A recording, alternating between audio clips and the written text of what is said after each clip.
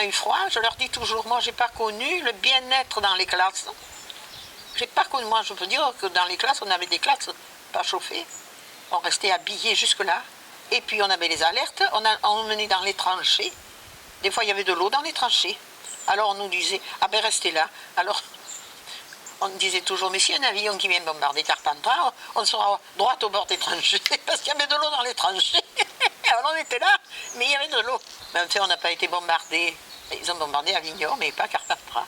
Et alors, nous on restait là au bord. Alors on était là, on regardait, parce qu'on avait toujours dans l'idée qu'il y avait peut-être un avion qui allait venir bombarder Carpentras.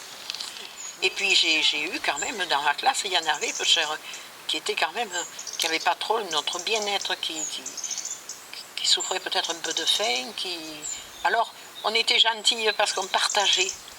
Moi, je sais que le matin, mes parents me mettaient toujours, parce qu'on avait un petit cartable, hein, et mes parents me mettaient toujours, j'ai toujours eu droit à 3 biscuits, bon, je ne vais pas dire que j'ai crevé de faim.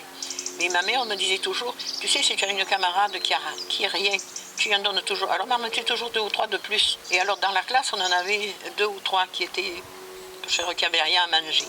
Alors, on comprenait qu'elles n'avaient rien dans le sac pour manger.